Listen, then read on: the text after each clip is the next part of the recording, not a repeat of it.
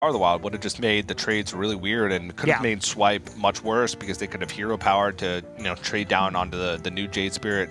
It could have been worse. And now Korea's in a really weird spot. They can't play 2 cards this turn. They can only play 1. And none of these seem like great options. Because if they play Vicious Fledgling, they can't trade off into the Jade Spirit, so it gets traded off pretty easily, even with just a hero power. I think Vicious Fledgling is probably the best option because you sort of force the hero power or removal next turn. I was going to say, you're forcing 2 mana, so that's something. You're forcing them to take an extra 2 damage. Yeah, it hinders development, which I think is a pretty big deal because if they do have development to make that turn, they have to make the decision, well, do we want to leave this Vicious Fledgling Which alive? The answer is always no. The answer is usually no. The answer is actually always no. All right, the answer is always no. You just don't leave the Vicious Fledgling alive. Sometimes you just got to learn to say no, Rob. What's this? Well, to Vicious Fledgling. What's the scenario, TJ, in which you would actually just let a Vicious Fledgling live? If you were at 300 health? Yes. Okay. If your face was unable to be attacked for some reason, maybe due to a minion with taunt, or due to you playing the current Tavern Brawl, where your hero is immune.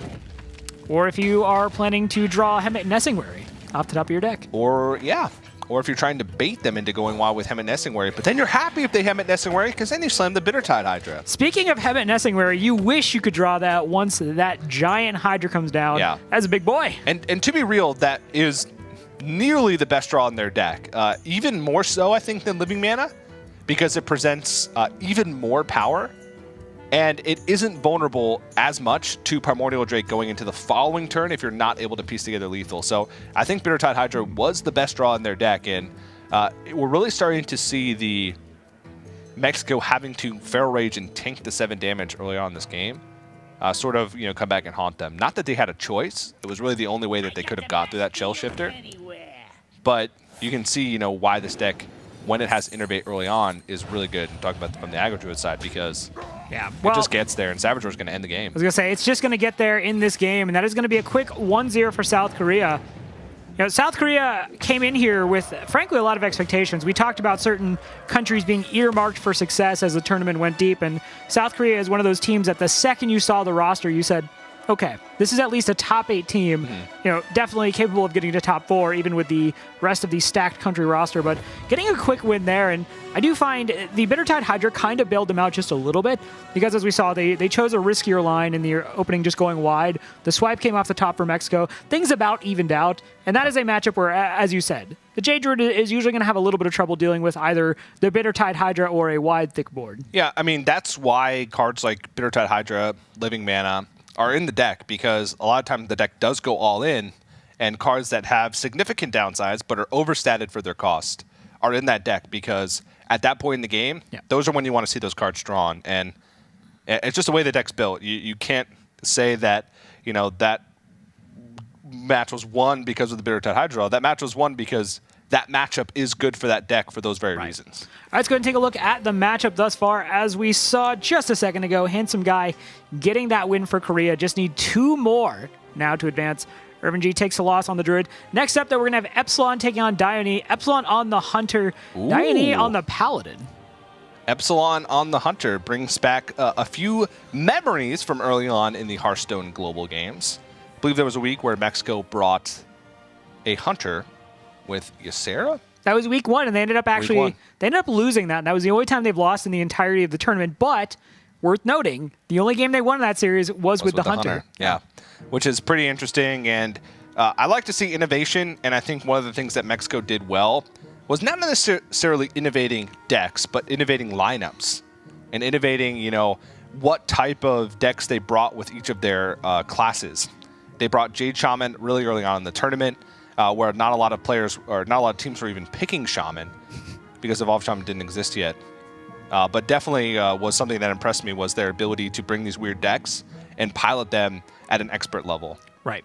Yeah, one thing that Epsilon spoke very highly of with her team was the ingenuity. She very much praised Irvin G for being kind of the mastermind behind a lot of their deck choices.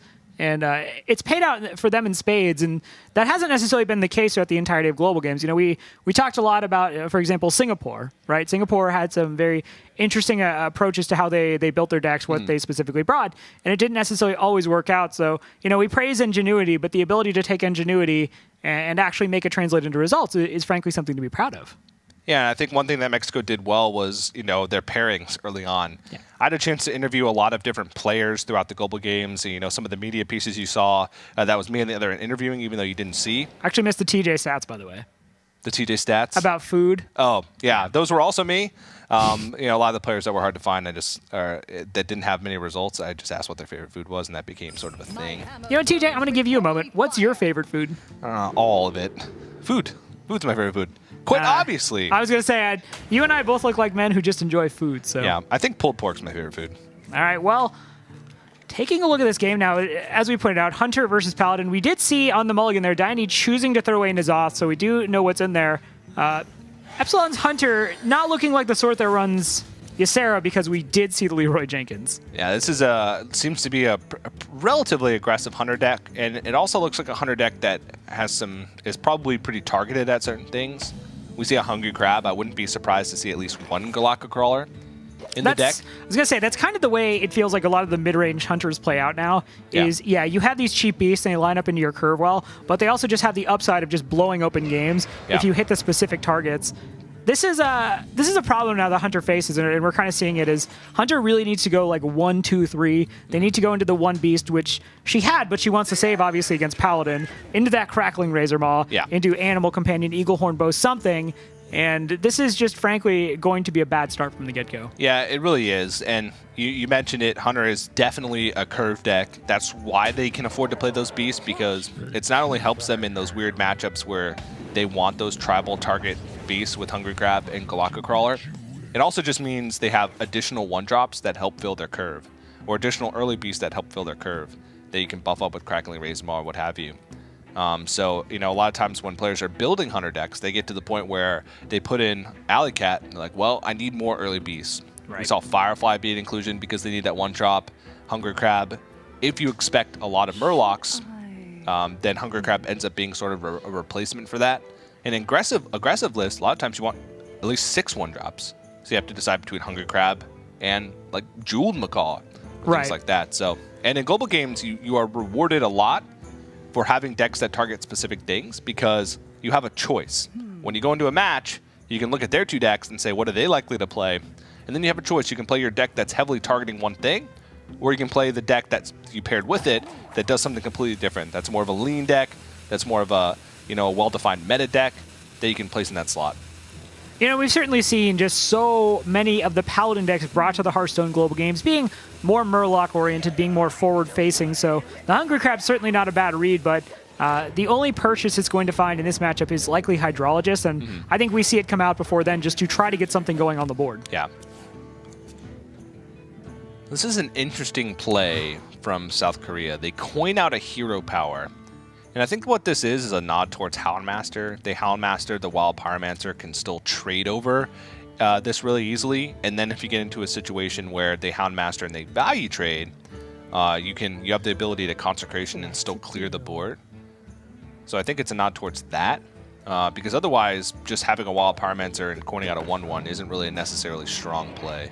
All right, well, Epsilon taking it upstairs, saying we got to get this moving on. It's very clear what type of Paladin deck this is now. They understand that they have a very limited window in which they can actually do things. So she has 100% abandoned the value trade. Yeah. She's abandoned the get rid of the Wild Pyromancer because it's a powerful tool plan, and it's just going upstairs. Again, she has 2 weapons in hand, which translates out to a fair bit of damage if she can dodge a taunt, if she can dodge the heal. Sometimes control Paladins get a little bit bogged down by the heavy cost cards in their hand.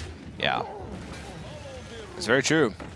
And they decide not to go for the Consecration, instead go for a play where they're almost guaranteed a board the following turn, which is the Eldor Peacekeeper.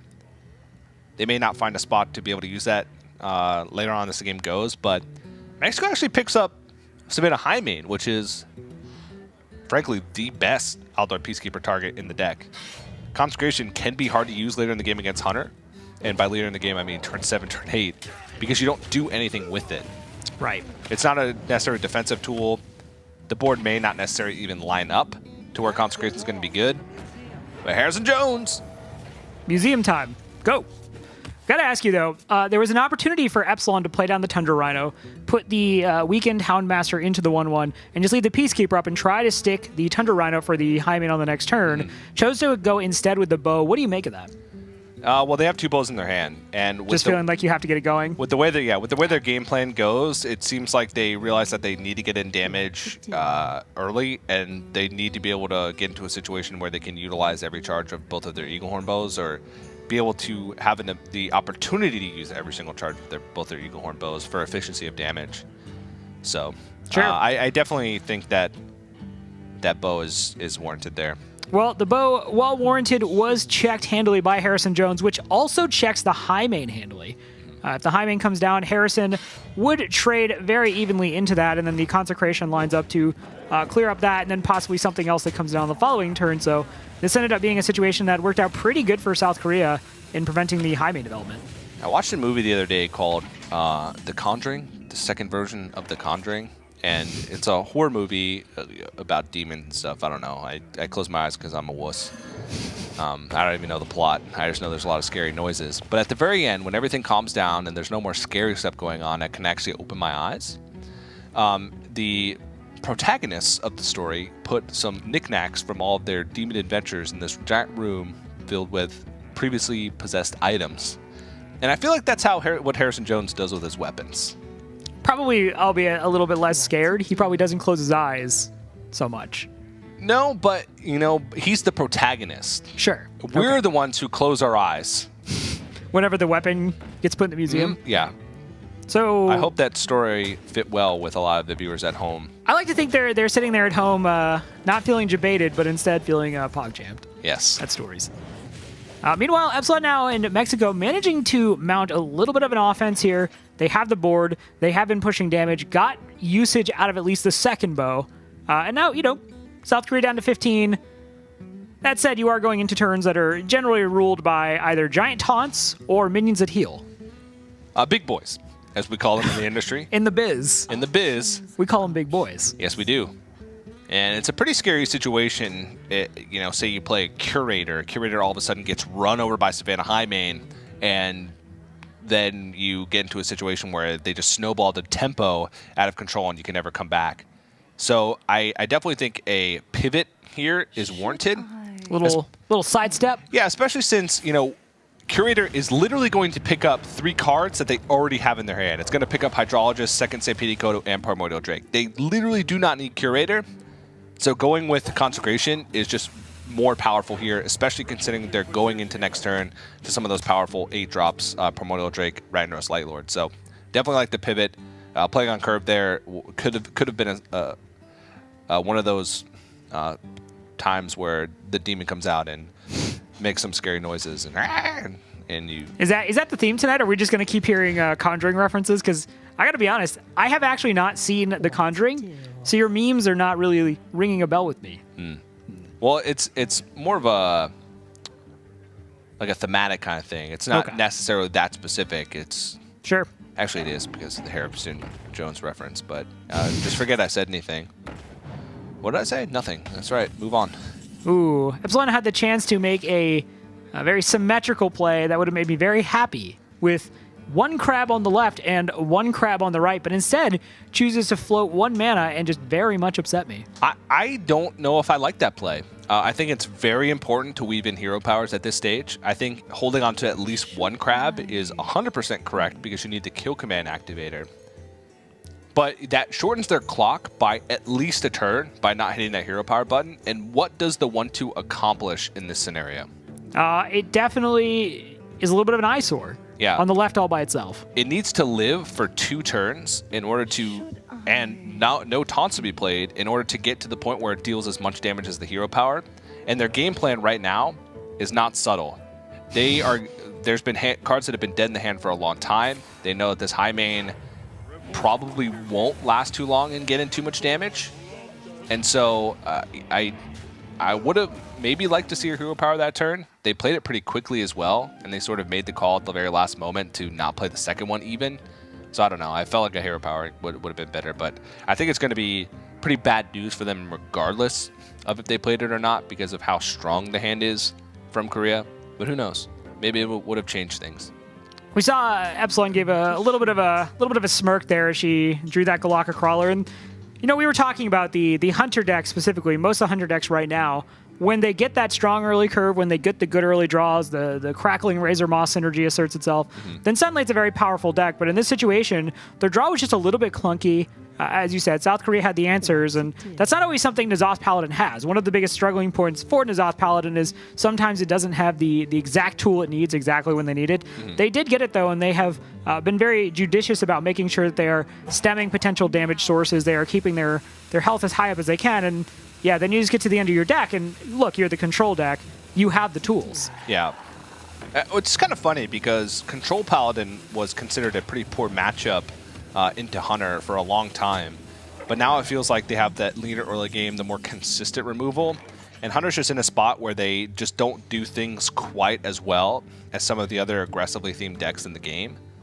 So you can see some glaring weaknesses from the Hunter deck. And when a Control Paladin gets a decent start, and by decent I mean Doomsayer and a weapon, you know, that's pretty much all it takes, or Doomsayer and Consecration. Like those are, if you have those two tools, you're sitting pretty against most aggressive decks out there. So it's really tough to find a spot in order to do that.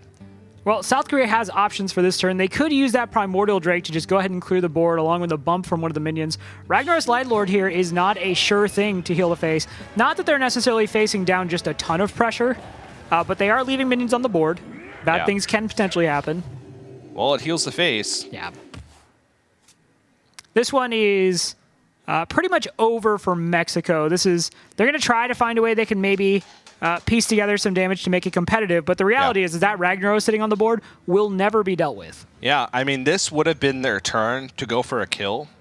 And if, for example, imagine the Ragnaros Lightlord had healed the 3-2 instead of their face, and Mexico had hero powered on that one turn. They would have been in range for 100 Crab, kill command, hero power for a win. So they kind of gave up one of their win conditions, but at the end of the day, it didn't really matter because they didn't get the draws that they needed. And it was a good enough early control start for Diane and South Korea that they're able to cruise control to a victory there at the end. Yeah, we see them all hanging out, and this has been a fun group to get to watch. They're very emotive. They're a very extremely expressive group, and frankly, I just enjoy watching what they're eating and drinking at any given time, having never been to Korea. It's insightful, and one of the cool things about global games is that we get to learn more about other cultures. Yeah, you just don't know. When we were in China with Kranich for the previous championship, Kranich, I saw him perusing some of the Chinese snacks, and his perusing would be, he'd go up to a snack, he'd pick it up, he'd look at it, and he'd set it back down. Go to a snack, pick it up, look at it, set it back down. And he never found a snack as far as I'm aware. That's how you keep that trim figure, is just pick up a snack, look at it, and then don't eat it. He did, yeah. And it's kind of weird because I've seen Kranich devour some snacks in the past. I've met him a lot of times, and he can eat a mean snack, if you know what I'm saying.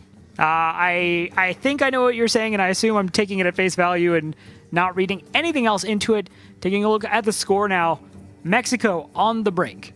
Irvin J, I talked to him a little bit, and he was excited about this opportunity. He tweeted out that they made it to top 8, but they weren't done. They wanted to get to top 4. But he also said that realistically, it would feel so bad to get to this point, go 8-1 throughout the duration of the tournament, and just lose right here. It really would, especially for a team like Mexico that sort of came out of nowhere. None of their players are super well known. To be able to get to a point like this where you've proven everybody wrong from the get-go, you've shown that you guys have the ability to play, and you've shown that your country should be on the map for Hearthstone, and then to not get that final leap into the last event, it kind of feels like you're in that situation where you're going to be forgotten a little bit if you don't make it to the next stage.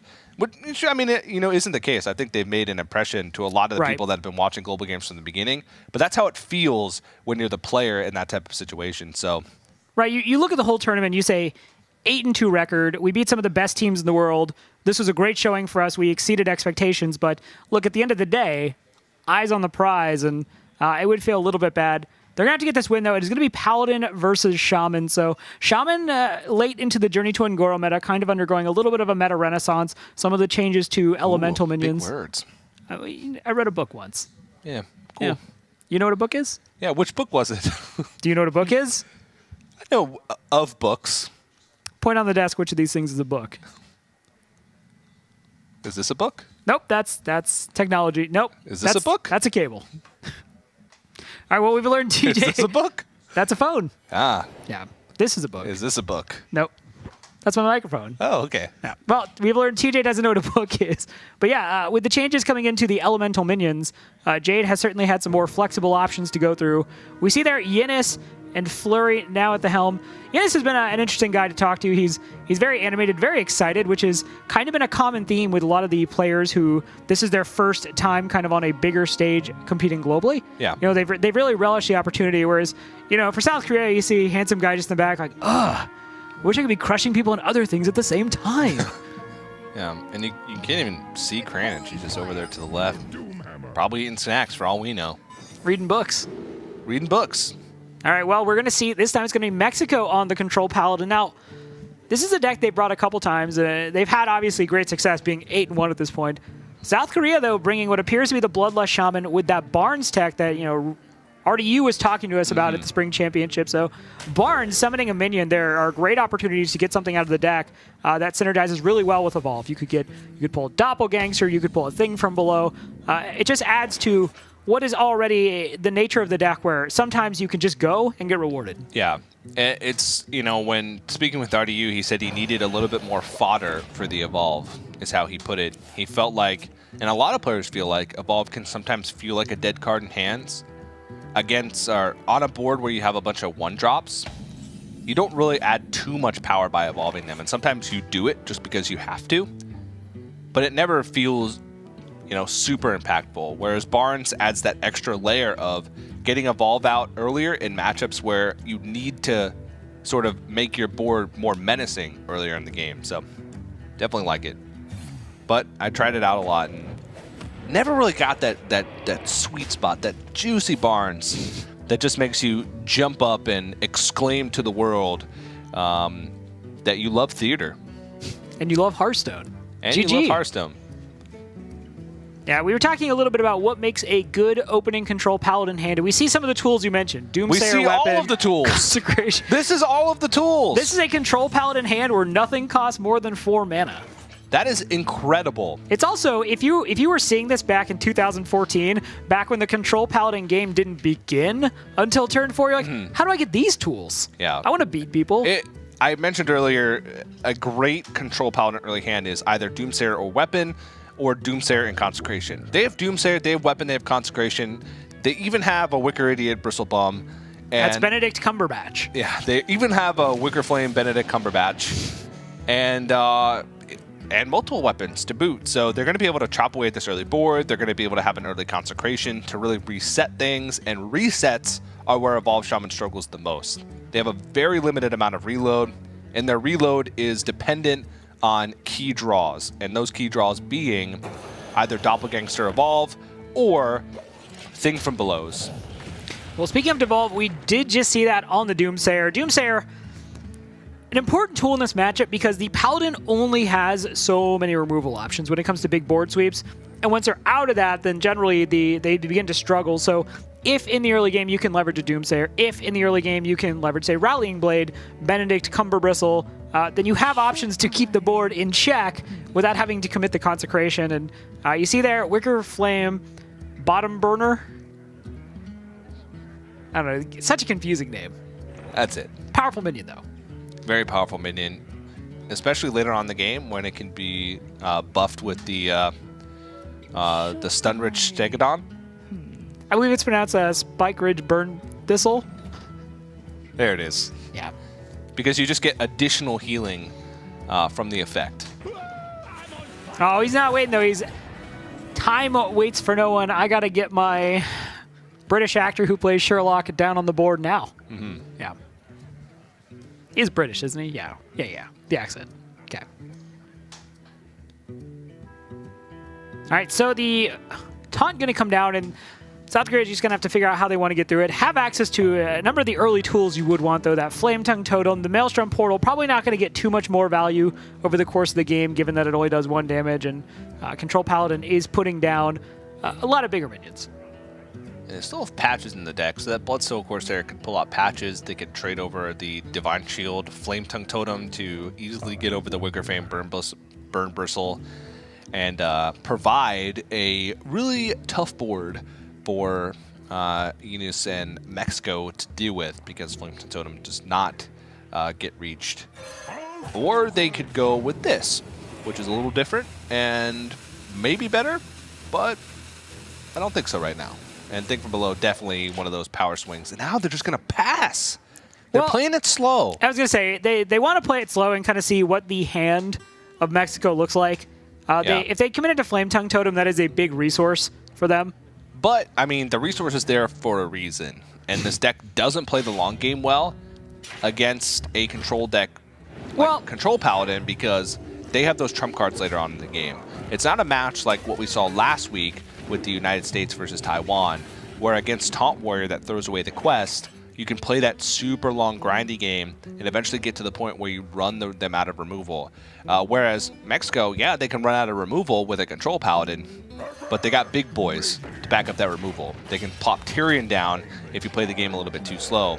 And at the moment, this just seems like kind of the same position they could have been in last turn. They just could have been presenting more power going into the following turn and protecting their minions with the Stonehill Defender, instead of, you know, playing reactively and trying to see what it is that Mexico is holding on to. Well, refresh my memory. That's just me. I was going to say, a little long-winded there, but you were a proponent of using the Bloodstone Corsair, correct? On the previous turn. Yeah, well, I mean, they ended up using it now, and now the True Silver, they did at least hit a charge with it, and that is a big deal. That could have been the reasoning behind it. They wanted to test for True Silver. It is a method that Paladin can help kind of keep the board clear, at least at premium targets early on, the Flame Tongue, the Mana Tide, and they were able to snipe that, so maybe that was a read they made, but it ended up being fairly intuitive. They are sitting in a great spot now on the board, and they are basically demanding an answer, and that's generally what Flame Tongue Totem does. And they got Mana Worm, which will get +1 attack if you play Evolve, but then be evolved into something else. It's a dark time to be a Mana Worm. Yeah, it's like that one scene from The Conjuring. There's literally nothing that can equate to that situation of evolving a small worm into something else. I believe it's pronounced worm, actually. All right, Coin going to come out, though, after the Stonehill Defender. And yeah, the Rallying Blade lines up really well into the Mana Tide Totem. Rallying Blade has been a weapon that, at the beginning of the set, didn't really feel like it was necessarily hitting all the right spots, but way... As a Goldshire Footman that was discovered off the Stonehill Defender. You may remember our old Friends production from last week. They're a wily sort. They are. We see the Barnes, though, coming up off the top of the deck for South Korea. Now, this does play into Barnes Evolve, so this could be big if they choose to go with it. Let's see if this pulls out a high-cost mini. It pulled out a totem.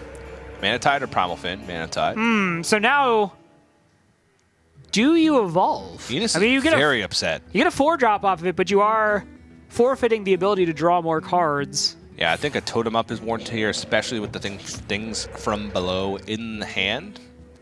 I think they're going to take the draw all day, every day. Yeah, and Yunus, as you said, very, very emotional about seeing the Mana Tide Totem. Did not want to see that. Generally, as a Control Paladin, where you can start to make a dent and overcome this game is just in terms of sheer resources. You get them to commit to a lot to the board, you blow up the board, and then suddenly you're sitting pretty. But yeah, South Korea now able to generate resources. Consecration looks pretty good from where I'm sitting. You just need to get bodies off the board. You need to play around Bloodlust. You need to play around Evolve. Consecration is fantastic in this situation. It's a full board clear. You get to develop slightly behind it with the hero power. And I talked about it earlier, resets are just do not fit well with the Evolved Shaman's game plan. And, you know, having double Thing from below is a pretty good reload, but... You can get a 2-drop as well off the Jade Claws. Yeah, they can. I could just also Maelstrom Portal there. Get Maelstrom Portal and double Thing from below. And Evolve, but I don't think it's really warranted at this point. I think you want to save that for a 3rd reload. And 7-drops can be a little bit risky at times. It looks like they're thumbing over it. Well, I mean, they've seen both Consecrations now. I don't think it's warranted. A lot of times when you have a strong board already, you want to use Evolve as sort of a way to kind of like heal up and solidify that board position as opposed to try and make it bigger initially. It's also the only piece of a possible third reload. If a full board clear came out this turn, they would have the possibility of a Doppelgangster plus Evolve if that were to be picked up next turn, which, you know, we're starting to get a little bit far into the deck, so it's not outside the realm of possibility that they may be playing to that out should this board get removed, but it's going to be tough to get removed. I think Mexico took the Goldshire Footman to just have a Spike Ridge Steed activator. I was going to say, are we just in that timeline where Goldshire Footman is going to be the hero that Mexico needs? It is. That is a big old caboose on that Goldshire Footman. Hey! But Devolve off the top is pretty big too. It is. Devolve, so powerful against Paladins specifically because of Spike Ridge Steed. You know, we've also started to see Blessing of Kings make a resurgence, and Devolve is just a card that says, nah, doesn't exist. You get nothing. Devolve was an interesting card when it was first revealed because I think a lot of players had mixed feelings about it. They didn't understand the power level of it. They just saw that, oh wow, it's like Evolve, but the opposite, and it costs 1 more mana. Wow, that's fairly insulting of a voice. Yeah, but a lot of people didn't think that it was going to be good. And it made its way into these types of decks because it is a snowball kind of card in a world with a lot of buffs and a lot of minions with very narrow but powerful effects. Yeah, Yennis just puts his hands on his face there, seeing that Evolve came off of the top of the deck there. Is this the turn you rip Evolve?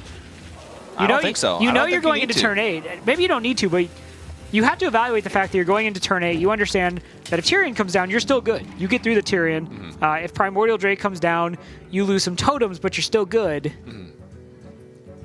I think this one might be a tough one for Mexico to climb out of. They have to chain taunts, and they have to hope that South Korea doesn't draw either Reload or Bloodlust. This is going to be able to play around the Bloodlust at the biggest possibility. And remember, this is it. If Mexico cannot pull out of this game, they are done in the Hearthstone Global Games. It's been a great run for them so far. So even if they do fall in this game, I don't think we can, you know, scoff at their accomplishments at all. But for them, it's not enough. It's not enough making it to the round of 8. They want to make it to that live finals. It's where the fame and the glory awaits for 4 countries. And also the chance to hang out with Kalento, which, you know, as we can say just recently, it's a fairly cool opportunity. Kalento's a fun guy. It's a bit intimidating. He doesn't talk much.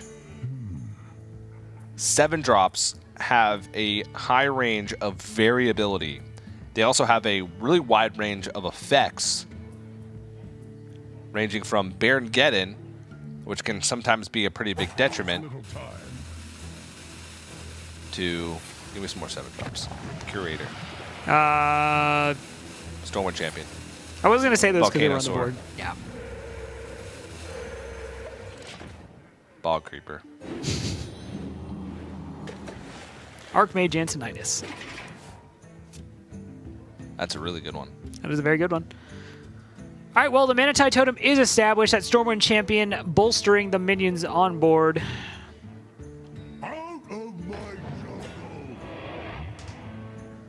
Oh! I think we're going with the Goldshire Footman here. I was going to say, you have that Tarim. If you're planning on playing the Tarim, Goldshire Footman would certainly line up very well, but Yennis goes ahead and pretty much just snap picks the second Tyrion, and that is a conventional Wisdom situation where a lot of the time you don't even think about it, right? You just say, like, give me my Tyrion. Yeah. They also sort of snap play the Stonehill Defender, which seems a little weird. That turn felt like it needed a little bit more thought. I think they automatically assumed that they would trade over a minion and Sunkeeper Tarim, but the Stormwind Champion makes things really awkward because if they don't kill that off, then the minions just get buffed. And that's after the 3/3. If the static buffs work consistently across all of the minions, I think that this ends up being better, and that they're not going to go with the Sunkeeper Tarim because of the fact that Stormwind Champion makes things really awkward. So, but I still think that turn may have warranted a little bit more thought. It's hard to say. Maybe they had that was their plan from the get-go. But who knows? really sad to not see a spell power totem there. That would have made things much more. It would have been, yeah. They would have been able to Jade Lightning the Primordial Drake instead, but they still have a very intimidating board. Yeah, this pretty much needs to be equality off the top for Mexico, or else things are going to get really bad. Equality won't really do much. Oh, yeah, because the Stormwind champion. Yeah. That is actually, you see this sometimes with War Leader, right? That interaction. Yeah, it's kind of a little, it's pretty awkward, to be fair. I think, you know, what Mexico's going to have to do is be in a situation where they Sunkeeper Terram and hope that they can't find a way through off the top of their deck, and then roll into Tyrians after that, after they clear away a little bit of the board. But being at 5 health, this is getting to dangerous territory. Wild Pyromancer is a useless pickup because they had one in their hand already, and having 2 does absolutely nothing. And you can tell Eunice is very stressed out. If they go with Sunkeeper Terram, so they play Wild Pyromancer, Hero Power, Sunkeeper Terram, they can't even trade over the thing from below. I think they lose. Stormwind champion, what has he done for you lately? That's actually a clutch pickup because that ruins the math on everything for Mexico. I think it might have been even beneficial to Sunkeeper Terram last turn and just trade over the Stonehill or the Stormwind champion. But you never play in these types of situations where you have to deal with that kind of math. Almost never. And so it's really hard. It's pretty much, like I said, it's just pretty much War Leader lately is the only thing you would run into where you'd even have to begin considering that. But yeah, Eunice is just going to go ahead and just leave it on the board here. Yeah, and that is a 4/4. You cannot trade over that. And that's just game. Yeah, we see South Korea just bringing in those high fives like, boys, we're going. We did it. We did it. Going to the live finals, South Korea finishes the 3-0 sweep in the round of 8.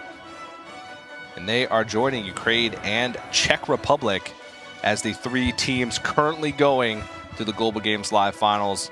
Really cool to see. South Korea has had a pretty dominant performance throughout much of HGG, and they took out a team that had an even more dominating performance than them throughout all of the phases. Right, you know, we saw matchups where, you know, especially in Game 2, right, where Epsilon just, unfortunately, the way the Hunter drew, it did not line up with what she needed to win that game. But, you know, when we talk about the global games, it's more than just the actual plays inside the game. It's the decks you choose to queue. It's the classes, or sorry, the decks you choose to bring. So South Korea, on the whole, in this whole tournament, they had 1 week where they got 0-3 or 3-0 by Slovakia. And I talked to Kranich after that week, and I said, hey, you know, what happened? Why are you losing to Slovakia? Not to disrespect Slovakia, but South Korea is one of the best teams in the tournament. And they straight up admitted and said, hey, people were traveling. We got a bit lazy. We need to bring it back in. And that's something we've seen with a lot of the teams. You know, USA also had a similar experience where they took a loss and they said, okay, how do we build upon this and turn it into a positive? And South Korea since then has been very dominant in their performance. Yeah, I think one of the big things about teams is realizing that preparation does matter in this type of tournament, because you need to be able to know your opponents. You need to be able to find the right pairings of classes in order to shore up some of the weaknesses of some of the decks that you're forced to bring that may not be well situated in like the rest of the tournament or the rest of the tournament meta, or like ladder meta, for instance, and make those decks work. And I think the teams that had success were the teams that were able to consistently line up good matchups because of their pairings. And South Korea definitely did that. Mexico did it with weird decks early on, but you could tell that, you know, the consistency may not have matched up against South Korea, who seemed to have, you know, just better picks overall in this. The Hunter not getting much work done. Yeah, we see here on the score, South Korea 3-0 Mexico. They showed up and they showed out through the entirety of this tournament up to this point. They are now going to move on to face Czech Republic and Ukraine at the live finals. And for Mexico, as we've said, I just want to put a final ribbon on this. Mexico is a team that we haven't seen a lot of representation from across the other conventional Hearthstone championship tournaments. And I think they put on a good performance here. Yep. And they've really shown the world that they're a creative team that comes to play. Yeah, and there we see some of the teams advancing to the live finals, and South Korea's run through the knockout stage of the top 16, defeating Malaysia and now Mexico to make it to the live finals. And it's pretty crazy to think of the 3 teams that are currently in: Ukraine, Czech Republic, and South Korea. Even if you just look at sort of like the Hearthstone Championship Tour distribution of points throughout both of those teams' respective regions, Czech Republic and Ukraine had a ton of powerhouses last year. South Korea, a ton of powerhouses last year. If that story holds true moving forward, then it spells bad things for New Zealand in our second match of the day. But definitely an impressive run throughout all three phases of the global games for South Korea. Pretty cool to see. Yeah, we actually have Kranich standing by. We'll go ahead and get his thoughts on the situation. Kranich, congratulations, man. Good to see you again. How you doing? I'm really happy now. Like, I was really nervous before the match because, like, I usually didn't really feel nervous for global games matches because, like, I think I'm kind of experienced, but, like, today it is really important match, and I'm really, really glad that we finally won. So how does the rest of the team feel? What's sort of the mood in that room now for you guys now qualifying and going to the live finals? Has it set in yet? Well, like people here are just going crazy, and we're really hyped that we will go to the offline final. So yeah, we're generally happy now. So what does a Korean Hearthstone party look like? Should you guys have one for celebration now that you've qualified? Is there lots of Hearthstone being played? Is there lots of Korean snacks being eaten? What does a Korean Hearthstone party look like? I mean, for fun or what? Party? For fun, for business. If you party for business. I mean, 모르겠어요. 뭐라고 했는데? 그냥 코리안 하스톤 파티가 어떠냐는데. We are don't play party. They don't party. Yeah.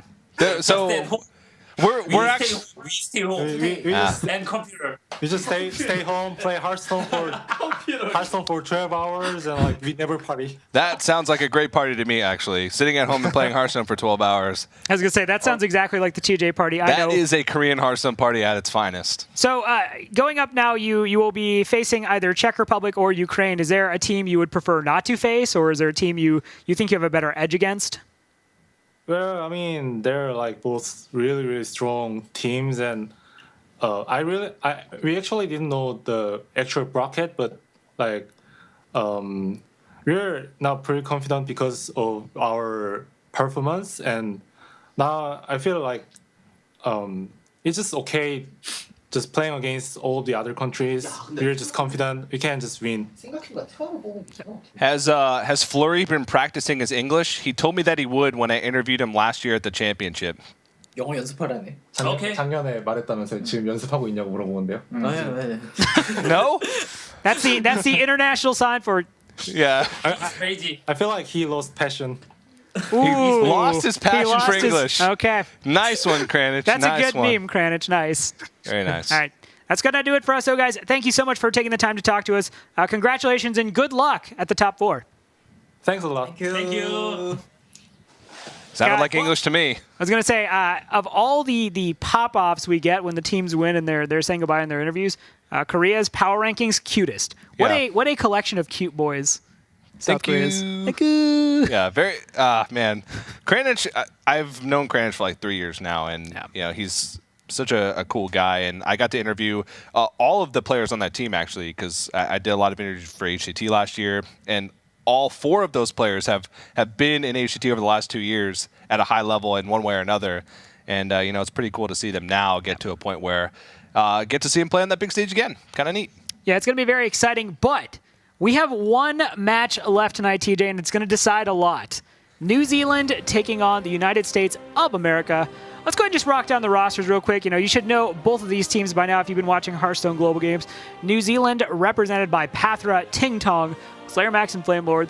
The United States represented by Amnesiac, Dog, Firebat, Hot Meowth. This is exactly how I want the final top 8 match to go. This is one team who has not lost since May 4th, another underdog story, coming up against the team that basically said to everyone else, hey, we'll see you in the top 4. Good luck. Yeah, it's kind of, you know, the good guys versus the bad guys a little bit. New Zealand kind of an underdog that has sort of pleasantly surprised everybody that has, you know, followed them throughout their run to the global games. And the U.S. has, you know, they got a little bit of swagger about them. They got some arrogance at times with a lot of their players. most notably the one guy who tends to be their ace player, which is the young Savage himself. So I definitely am looking forward to this one. You can see some views of the countryside there from New Zealand. And it's a beautiful place there, Rob. The Lord of the Rings was filmed there, right? I had no idea. Like all the movies? What about The Hobbit? We went this exact same conversation last week. Actually, the Hobbit was filmed right there in whatever that city is. I don't know. I think it's LA, maybe. Not enough traffic. All right. Well, worth pointing out here that these two teams, I had a chance to speak with both of them, and Firebat was very... Firebat, every time I've talked to him, he has focused less on his opposing team and basically on the mood in his team, the practice regimen with his team. And he says they are feeling really good coming off the win against Taiwan. They felt they executed at the very highest level they felt they could. They actually said that they baited Taiwan 4 different times over the course of that series and felt the Taiwan bit every time. So they're coming into this feeling really confident, and they said they respect New Zealand. Obviously, if you make it to this point, you're a good team, but they are in no possible universe afraid of New Zealand. Yeah, and I think that's how most teams felt going up against New Zealand all the way up until the point where they lost. So it's a dangerous attitude to have, but it's one that you sort of have to have. You can't you can't be scared of your opponent, but you have to look at your opponent like they're going to play as good as you are. And I think that is definitely going to happen. And it's kind of funny that you talk about United States thinking that, they kind of outsmart Taiwan, which has some players that have been around Hearthstone for a long time that have played at the very highest level. New Zealand doesn't really have that. So if they can outsmart Taiwan in some of the games, we'll see if New Zealand can hold up to that because they have much less experience combined than the Taiwanese team. Now, you talk about the necessity of confidence, and I have to say, both of us being American, that is kind of something you get when you get your American citizenship. When you're born. Or born, just get your American citizenship at birth. Yeah. You are said, hey, here's confidence, you say. Here's your complimentary arrogance. You are now fit to play in any tournament ever, and you will always feel like you naturally have to. All right, let's go ahead and take a look at I'm exuding confidence, Rob. Is that what that is? All right, well, I'm confident that the first game is going to be a Paladin Mirror. It is. If that doesn't end up a GIF, I just want to use that as a GIF to people.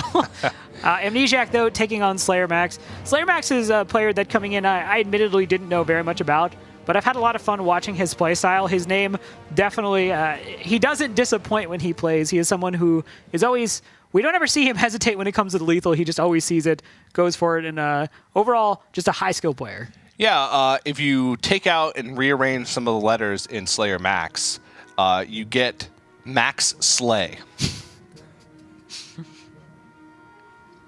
That's it. You can go.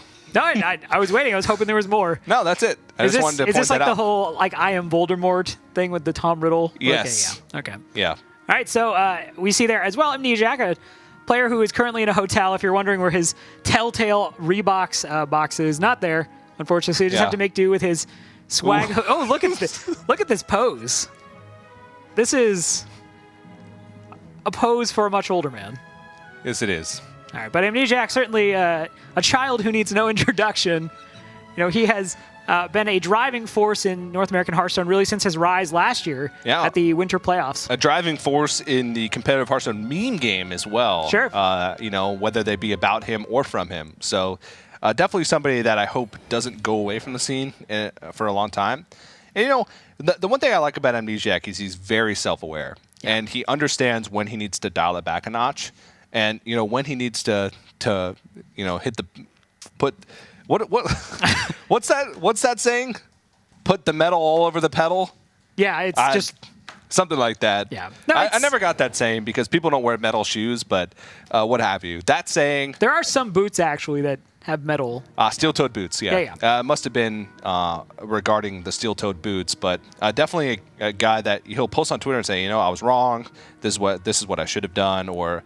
and light some fires and, really get things going when Hearthstone's in a lull point. He definitely knows his brand, and I like that about him. He's a young guy, but he's wise beyond his years. I was going to say, he has a lot of character, and, you see on a week-to-week basis, one week he's, at random player, hey, you're not very good, and then next week he's like, hey, we should all probably get along and promote how great Hearthstone is. So he's someone who, he knows what the Twitter meta needs. Yeah, and Slayer Max is also someone who knows his brand. He's a guy from New Zealand that plays guitar, and so he always has a New Zealand flag and a guitar in the background. He actually just made a Twitter account, so if you aren't following Slayer Max, you should look him up. He's a very entertaining player, and I think someone we're going to be seeing a lot more from in the future. As you said, New Zealand kind of came into this maybe lacking a little bit of that competitive pedigree you see from USA, but this has definitely at least put these 4 players on the map for New Zealand. Yeah, he actually also, had, a lot of things to say about the format of the Hearthstone Global Games, and, some of them were positive, but there was also some negative things as well, which I like to see as players, looking at an experience like the Hearthstone Global Games, one that he's had success with,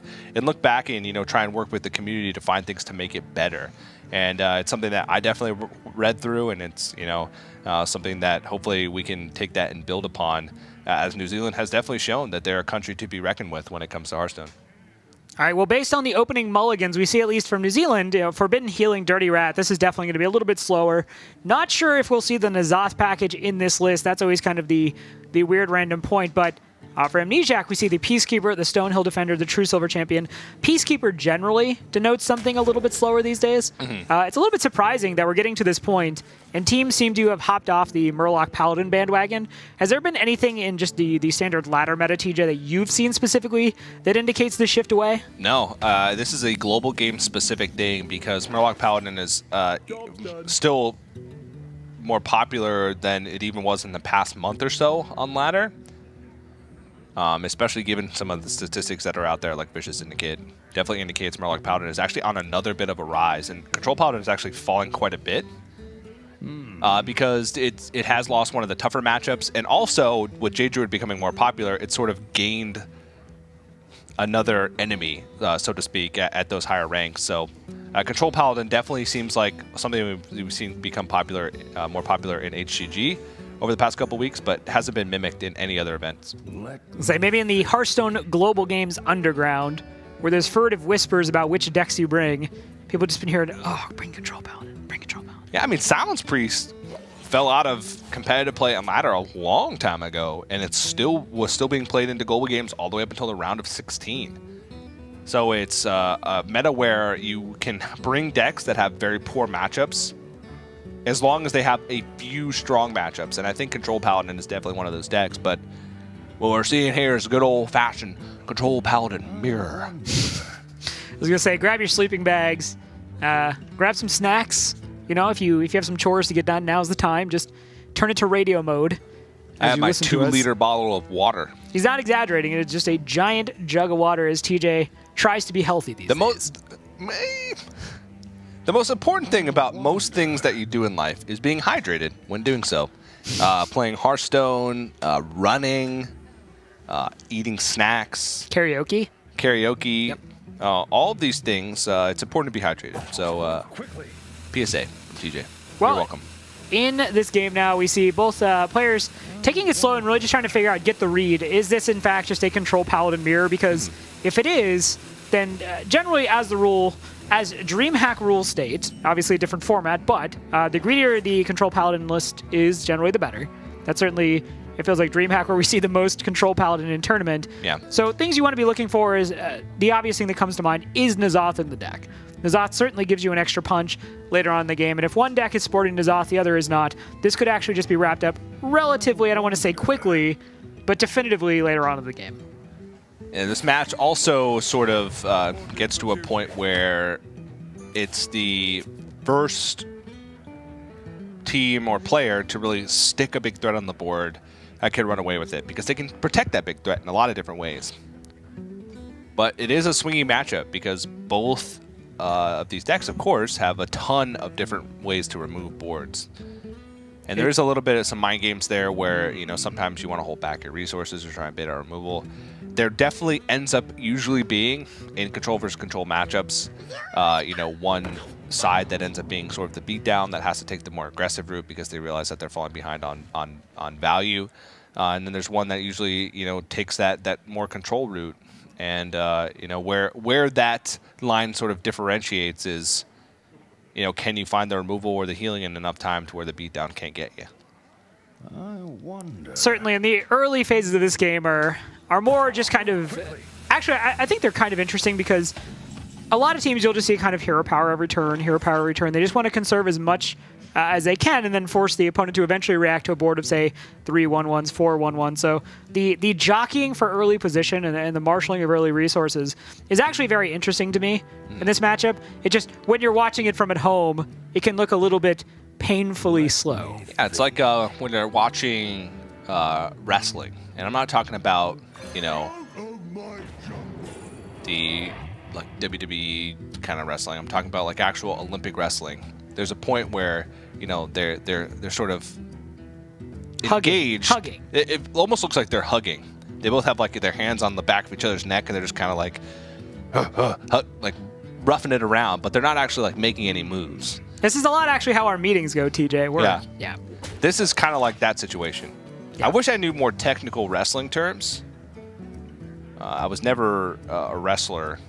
So That's a little bit surprising, man, that you look like you'd be good at it.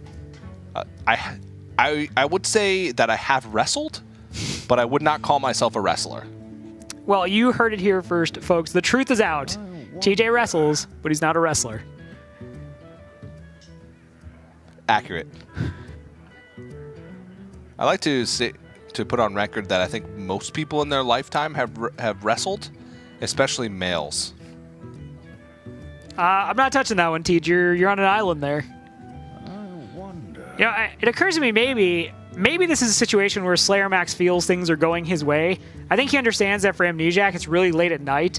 That maybe if he just takes this as slowly as possible, Amnesiac is just gonna go to bed. Do you wrestle? You know, with my dog. Okay. She's a very energetic little pup. She enjoys wrestling around, but unfortunately, that's all the wrestling I'm allowed to do. I'm actually banned from wrestling in 38 states. How many countries? I think last I checked it was like 27. I don't know. There's some where I'm not actually sure if like that the paperwork's gone through. It's because he just puts oil on his head and nobody can ever catch him. I mean, you're not wrong.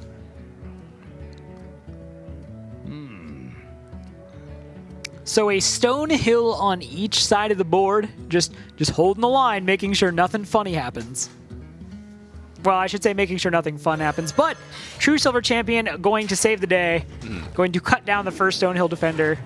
Yeah, I mean, Tyrion has much better value, especially if this is an Azoth deck than, say, Stegodon. But at the moment, it does feel like New Zealand has more options as far as resources. They were able to get the Hydrologists out early, which Redemption can really throw a wrench in the plans of the Control Paladin deck from the other side. So at the moment, I mean, this matchup is almost impossible to tell until, one, we know which role each side is playing, who's the beatdown, and two, as we get to see the draws, once we get to the stage where the big boys are starting to be played.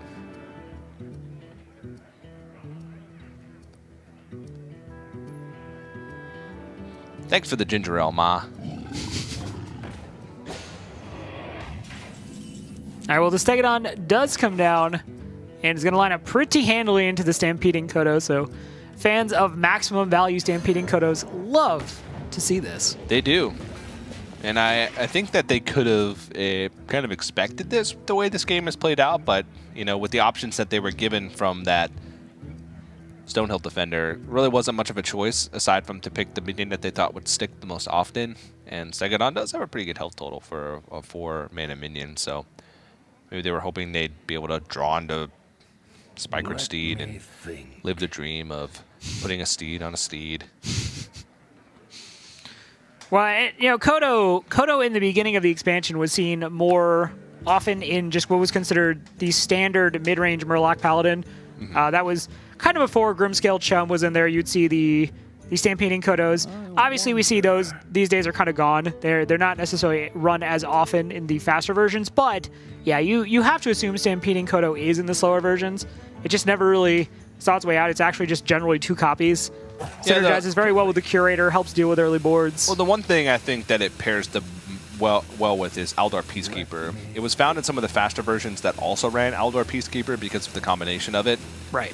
That's a 2014 throwback that has been used for a long time. It's a synergy that's never gone away, and you know, in order to play a card like Stampeding Kodo, which is very situational, is a pretty weak body for its cost, it's hard to justify playing it. You have to have a couple different key points, key benefits to it. And with Paladin, it hits a couple of those key points. You can get it for free from Curator, and you have a combo with it in your deck, which is Outdoor Peacekeeper plus Stampede Decoder to remove a big minion. So it hits a couple of those key points, and that's why it's able to be played in some of the slower Paladin decks and not really played in other slow control decks. Yeah, it certainly wrestles down a lot of those big minions. It does. Wrestling. We take a moment to appreciate Amnesiac's hand and just the symmetry of it. Tyrion in the middle, 2 pair on the left, on the right, Primordial Drake in the middle. Whew. I love it. Wow. Yeah. Quickly. That's definitely some symmetry. That's the analysis I bring to this desk. Like, I really like the layout. You know, the cards are organized nicely. Yeah, I guess it'd be a little better if one of those Peacekeepers and one of those Doomsayers switch spots, but this is still a pretty optimal outcome. It is. Yeah, we talked about, you know, the importance of trying to stick minions early on in this matchup, but Amnesiac is really yet to reach a point where he can play kind of the big threatening minions. All he has are really pieces of removal, and then Doomsayers, which are obviously not going to help you stick anything on the board.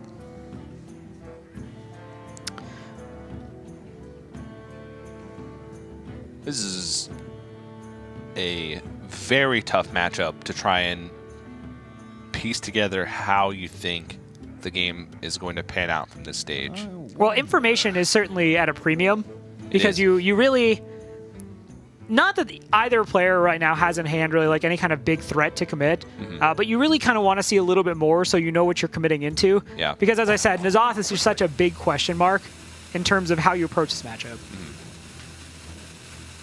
On the plus side for Amnesiac in the USA, you know, they have a couple minions down. Stampeding Kodo is a decent size for this point. So maybe you're saying, okay, maybe, you know, this is 5 damage a turn I'm pushing. Maybe Slayer Max feels like he has to do something about this at some point, and I can see some resources expended. If not, I mean, you are just pushing damage. Yeah, I mean, he's just going to take it slow for now.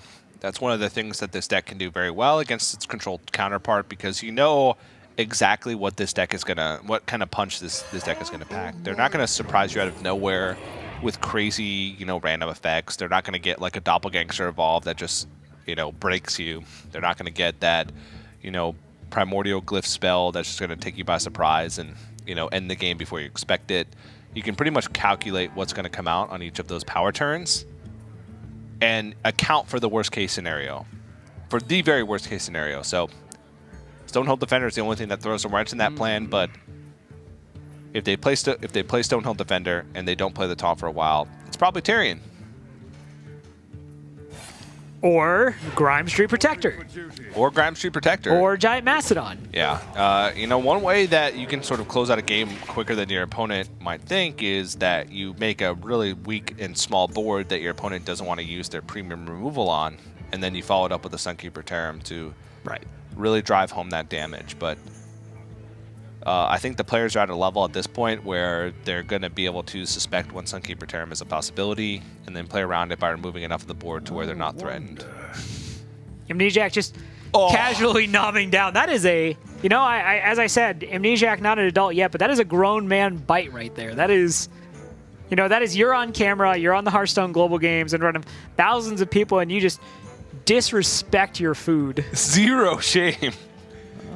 To be so young and to be that shameless when it comes to my eating. I'm afraid people are going to judge me now. I take little bites. You know, don't want people to look at me funny. Yeah, I've seen him. I wonder how Rob eats when he's not in public. Because when he eats in public, he eats like what the exact opposite of what you'd expect a wrestler like of his quality to eat. I prefer the term luchador. In case you are curious, by the way, why Amnesiac is in a hotel, he and a lot of other players from North America are actually journeying to Atlanta for DreamHack Atlanta, taking place this weekend. So Amnesiac did not get kicked out of his house. No. Amnesiac still loves him. She does. Still hasn't bought that shed with his prize money, but definitely still loves him. Well, we did see the coin Ragnaros Lightlord come out, so that's finally a big body hitting the board. It's going to... You know, it did do healing. It did bring Slayer Max back up to 29, but it's mostly there because at this point, Slayer Max is just trying to get the the board rolling on, having something that patrols the board, maybe trading out some of these minions, avoiding what we were talking about with that Tareem situation. Yeah, it is one of the minions that sort of forces out removal, because one of the things that it does is it keeps what could potentially be a pretty small and weak board alive longer than it should be. It can keep trading into minions and healing up itself, and it's one of those minions that you can't really account for what it can do in that worst case scenario.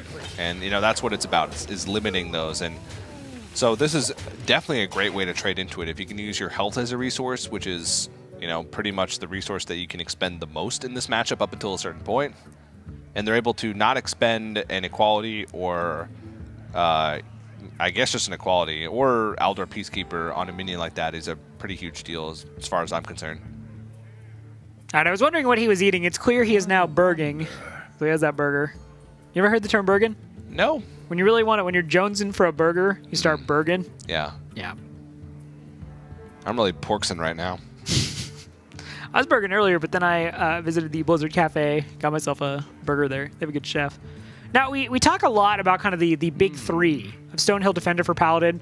Obviously the 3 legendaries come to mind, but Grimeshoe Protector, extremely powerful, and we just saw why. As you said, leveraging that health as a resource to deal with half of the Ragnaros Light Lord HP total, but then just able to, cash in the Divine Shield on the Stampeding Kodo, trade in a 1/1 there, and then suddenly you have the board back. You really didn't have to give out much. Plus, you're establishing a 6/6, which, again, we talked about threats that don't necessarily seem that big. It's still a 6/6, but it doesn't necessarily seem as big as some of the other threats you're going to run into. Yeah, it's a 6/6, but it's one of those cards that's really good in these long grindy battles, but is not necessarily as good in some of the faster matches. Right.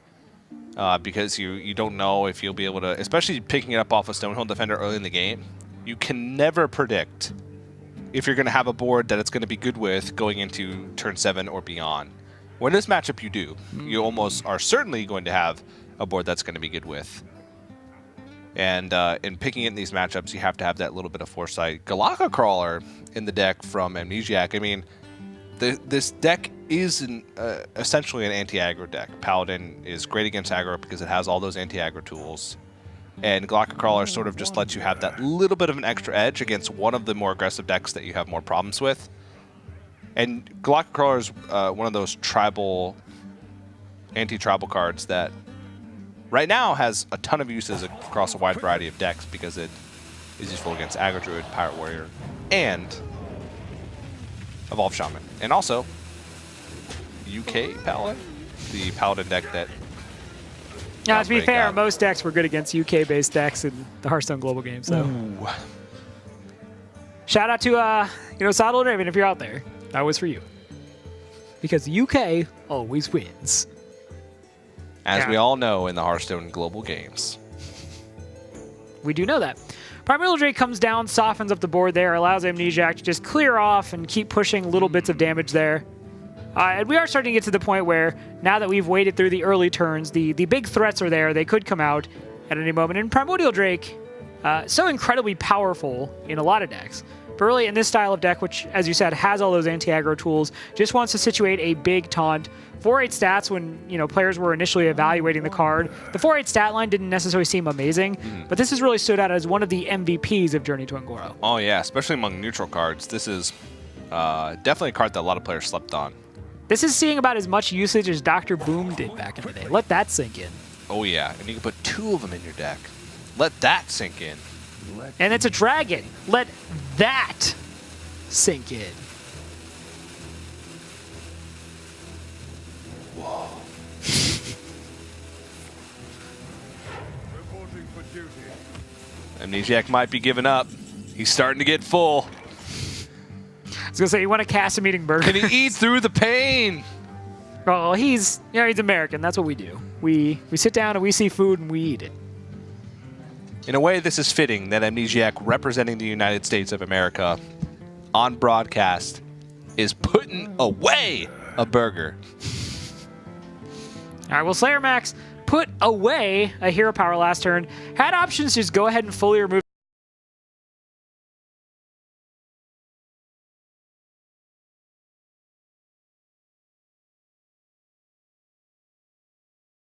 the board, but for reasons we were discussing early on, you really just don't want to commit the premium removal all willy-nilly.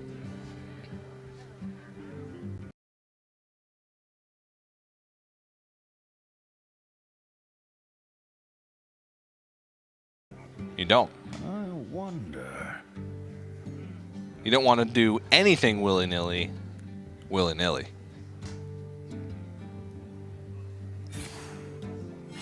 Reporting for duty.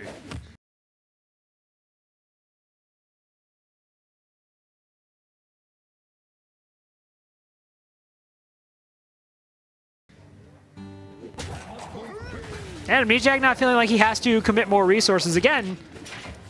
This is just him pushing damage at this point. He's saying, Slayer Max, you are at some point going to have to respond to this. You know, you may have forbidden healings. I've already seen a Light Lord. You may have a lay on hands in there somewhere, but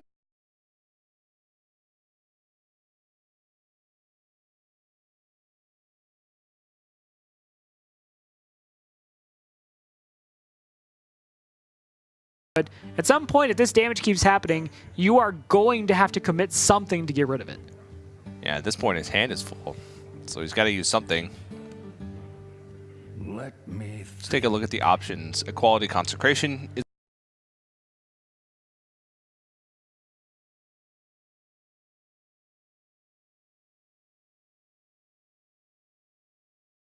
is a possibility. Equality Primordial Drake is a possibility. Equality Consecration doesn't allow for much development, so that seems like one of the weaker of the options. Even Pyromancer Equality, though, what are you really doing with the 6 mana? Like, if you could just have an extra mana and just 7 left over. Yeah.